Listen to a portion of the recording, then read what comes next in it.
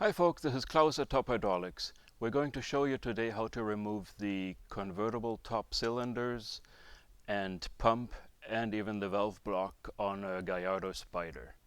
Now you all know that the engine cover is operated by the same hydraulic system as the convertible top, and that the convertible top's rear needs to lift first in order for you to even be able to access the engine. So that means if your convertible top hydraulics fail, you can't even open the engine cover very well.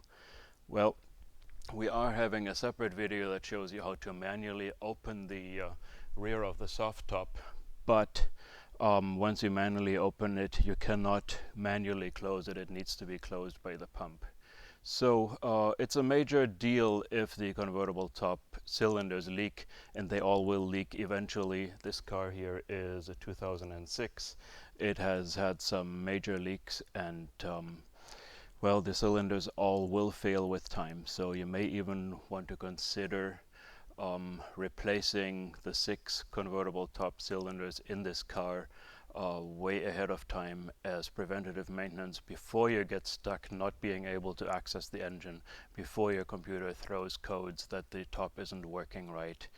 And just plan this work ahead of time so you're not in an emergency situation. A couple more comments about this hydraulics removal and replacement process.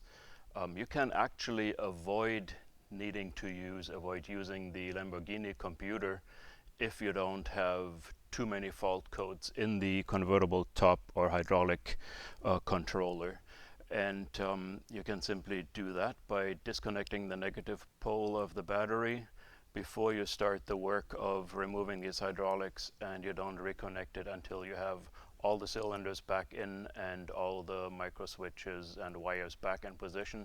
That way the computer will never accumulate additional error codes, and there is no need for you to have those reset or reset them yourselves with the expensive Lamborghini computer.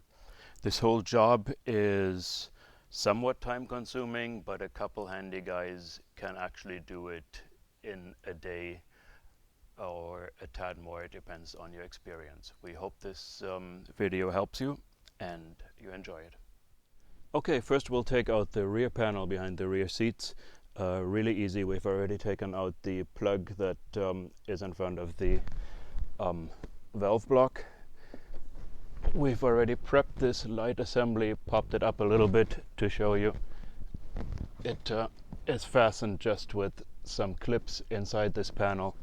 Once this light assembly has been taken out, you will see a Torx bolt back in here that screws the panel to the firewall in the rear.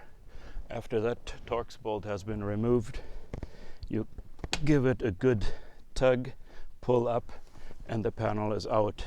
The panel clips with only one clip on each side back into here, and it rests on top of the weather stripping over here. So that's easy. Now that we have this out, we see the valve block with a bunch of hoses going to the various cylinders and going to the hydraulic pump in the center here behind the rear windshield. We'll get at that later. Okay, we move on to removing the trim pieces in the soft top storage compartment. First there's the weather stripping. Easy, just pull it up. Then there is a bunch of Torx T25 bolts, about a dozen of them, here, here, here, here, going all around, and 2 10mm hex head bolts. We take all of these bolts out and the pan lifts out. Here's the metal wall that protects the soft top compartment from the engine. Easy to take out. 1 10mm hex bolt, 2 13mm on each side. Take those bolts out, lift out the pan. So here's the metal bottom pan of the soft top storage compartment again. There are 2 drain hoses, one on each side. Each hose has 2 clamps on it, one here and one higher up. We've already removed the upper one simply with a pair of pliers pushing it together. Take the clamp off, pull the hose out and you can remove the cover. Next we'll remove the roll bar covers. We have already flipped one over so you can see where the tabs are. It's easy to remove if you know how. Pull up on the inside, push it towards the middle a little bit to avoid breaking the tabs at the end here, and the cover is off. They do have little straps attached that you can leave on or decide to undo. After that, there are 4 T20 Torx screws inside here that you have to unscrew in order to then lift up the whole cover assembly. Next we take out the rear window assembly, but we leave the ECUs in place. It's pretty simple. The ECUs have 3 hex nuts, and we leave the lower one attached. It keeps the ECU mounted and grounded. Take off the upper hex nut here and there, and the ECU will come loose. We undo the clips for the hoses, cut a zip tie, undo the connector for the window motor, and after that we can lift up the whole rear window assembly, take it out. Okay, here we have the hydraulic pump hidden behind or under the roll bar assembly. As you can see, the fluid level on this pump is below minimum and maximum marker. Fluid level is too low, that's why it's not moving the top anymore. So there's a leak somewhere. If you have a leak somewhere, in our experience, just deal with the whole system at the same time. The seals in these systems all fail roughly at the same time, and it's a waste of your time to do this piece by piece, so we recommend swapping the whole system at the same time, which is a rebuilt pump. The pumps do get weaker with times, and there's a bunch of valves in there that Top Hydraulics rebuilds and upgrades. The hoses have thin walls which will hold up to the pressure of the system, but they don't hold up to stress in the long run. So Top Hydraulics makes better hoses with thicker, stronger walls. And we also rebuild the valve block that has the various solenoids and internal valves, and of course the pressure relief valve. And of course the 6 cylinders, which all have 7 internal seals that we rebuild and upgrade, and make those rebuilt cylinders actually much better than brand new ones for a fraction of the price. Total makes sense to replace the whole system in one go. Next, for access to the engine cover lift cylinders, we remove the air intake and 2 trim panels. Simply undo the hose clamp, 3 10mm hex nuts, several T25 Torxes, the bumper here, 10mm hex, and a hidden 8mm hex nut in the far corner. Remove all those bolts and you can take these 3 trim panels out. Next, we remove the engine cover lift cylinder. Simply pop it off the upper and lower ball joint.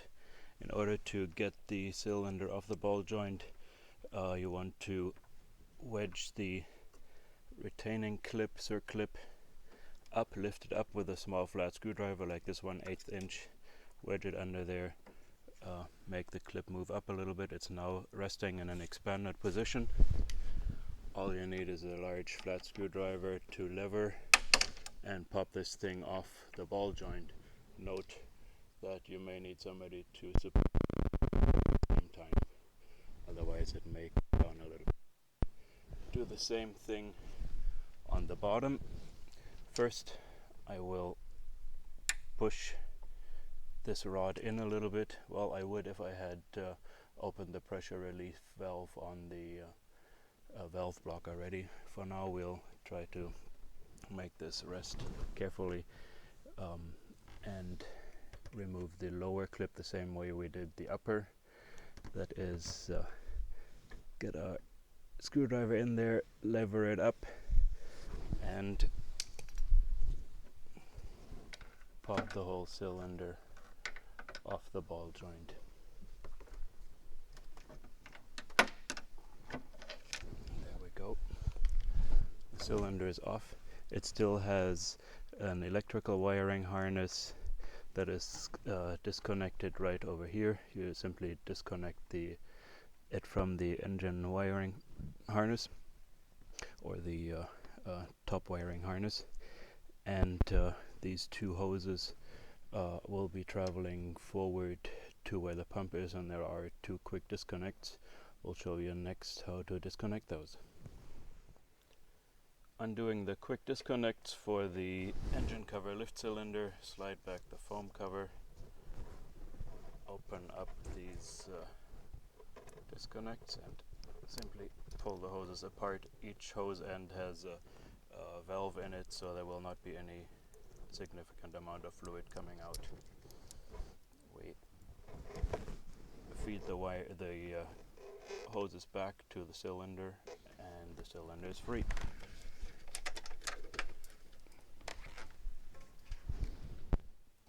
Next, we want to take the bottom of the seat belt off to prepare for taking out the soft top, which isn't as difficult as it would appear. Start with removing the bottom of the seat belt here. That is 17mm hex bolt. In order to get access to it, we first had to remove, as you can see on this side, a T45 bolt for the outer rail, seat rail. There is one bolt in the rear, one bolt in the front. Both of those bolts removed, the outer rail can slide forward. We get access to this seat belt bolt. Next, we take this bolt off, pop out the seat belt guide in the interior quarter panel, pull the seat belt through. Got that done. We have already unbolted the valve block from the chassis. There's also a little bracket under it. We've taken the bracket off easy, just some Allen bolts. Taken the bracket off so that we could actually slide the valve block through a gap in the wiring harness behind the ECU. Conversely, we could have also unbolted the ECU and flipped it down. We instead bent the bracket a little bit. It'll bend straight back into place. So have taken the valve block off. We have also disconnected the quick disconnects for the pump. No worries about mixing things up. All lines are numbered, and this comes back together easily.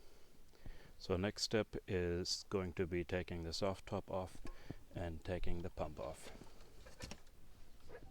Okay, next we'll remove the 4 bolts that hold the soft top frame in place. There are 2 bolts that are accessible with the top folded down. Those are this one and this one, the forward ones. And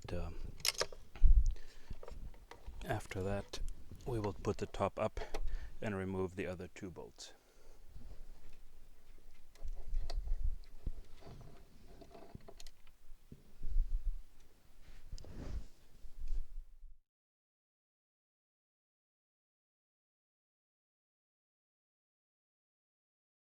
And we are next going to remove this main lift cylinder. Really simple. It has circlips that keep the mounting pins in place. Remove the circlips, pull out the pins, out comes the cylinder. So quick demonstration of circlip removal is just put a small flat screwdriver into the gap, pull the clip out. Next you push out the pin and pin out comes the cylinder. Same thing on top.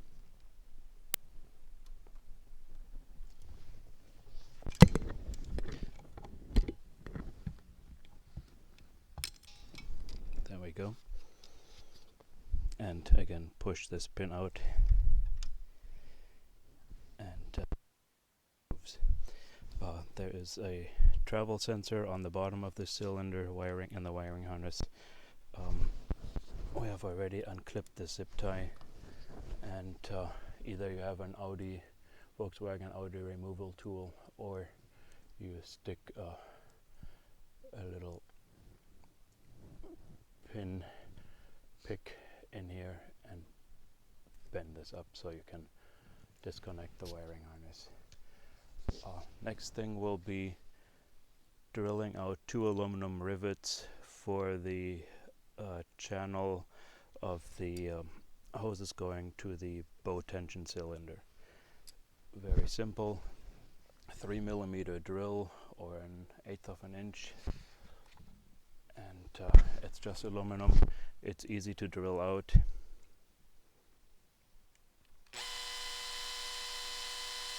Just keep going until the rivet is drilled out. To put it back together later on, you can either rivet it again. If you don't have a rivet gun, just use a 3mm or M3 or 1/8 inch bolt with a nut, and be sure to put some thread locker on the thread so that it stays secure. So we have flipped the soft top around for easier access to the bow tension cylinders. Bow tension cylinders are the ones that raise and lower the rear bow or ears, whatever you want to call them. To get the cylinder off the ball joint, same procedure as before. Walk a small flat screwdriver under the circlip, walk the circlip up off of the center here, and pop the ball joint, pop the cylinder off the ball joint. We have already loosened 5 Torx bolts on this cover. Lift the cover up, walk your screwdriver under the clip, get the clip out of the way, and pop the cylinder off the ball joint again. There are a couple travel sensors on the cylinder. You will actually have to unclip those from the wiring harness. And with that, we have all cylinders out and are ready to put the new system back in. Okay, so here we have the complete hydraulic system for a Gallardo convertible top, which is the pump, valve block, and 6 cylinders with their hoses. We just took them out of a Gallardo just to give you an idea of how much labor might be involved. We never work on cars, or we don't normally work on cars, and we've never worked on a Gallardo before. Did this without any instructions, and we filmed on the go, yet it took way less than a day for a couple guys to take these parts out of the car. With replacement parts in hand, a good mechanic with a helper should be able to swap the whole system in a day. So, as you can see, this pump is low on fluid. That's because there's a leak in the system. If there's a leak in the system, you have to fix it. In most cases, the leaks start on the cylinders, typically on the bottoms, where you don't expect those leaks, because these cylinders have leaks all over, seals all over the place that can fail. The seals age with time, and in particular in hot climates. On a car in a hot climate, it is not unusual that several or all cylinders will fail after 10 years. Top Hydraulics replaces 7 seals per cylinder. That is gland seals, rod seal, piston seal, a wiper seal. We upgrade all of these seals, put in better material that'll last a lot longer, plus the port seals where the hoses go in. And the cylinders after the rebuild positively are better than brand new ones, should last somewhere between 30 and 50 years. Same on the hoses. These original hoses are made just to work, but they're not made to last for a long time. Top Hydraulics makes better hose material, thicker walls that hold up to at least 10 times the Gallardo system pressure and hold up to a lot more wear. On the pump, we rebuild everything. We replace all seals, upgrade all seals, and go through the motor, go through internal valves, pistons, everything. Valve block, same thing. Go through the solenoids, internal valves, and seals. So typically when you have a pump this low on fluid, you will hear it gargling, and not able to move the top, and you possibly find some fluid on the floor. Pretty much between the front and rear tires there are drains on each side around this place that drain the fluid from the main lift and bow tension cylinder. So this is it. We have replaced all 6 hydraulic cylinders, all hoses, and the pump and the valve block on this convertible top and the engine cover. And by the way, we had fun, we learned a lot, and we hope you learned a lot too. What we also learned on the way was we ended up replacing the E-gear in this car. We noticed that the hydraulic pump for the E-gear was running a little bit longer than it should have, and this E-gear was made in 2008. It had about 20,000 miles on it, and once we took it apart we noticed that lots of seals in this gear had worn out a lot, and even some metal parts had been damaged. It is basically normal wear and tear on a Gallardo E-gear to last only a few tens of thousands of miles or only so many years. The seals in these E-gears are made of Teflon. They lose elasticity, they wear off on the slightly rough metal, and so on and so forth. Anyway, little promo for Top Hydraulics. We also rebuild the E-gears, and we do make them better than new. We put in way more modern seals, and we have a separate video that shows you how to take the E-gear out of the car without needing to put it on a lift or without the need for a Gallardo Lamborghini computer. It actually is fun do-it-yourself project. Anyway, having said all of this, let's go see this top move.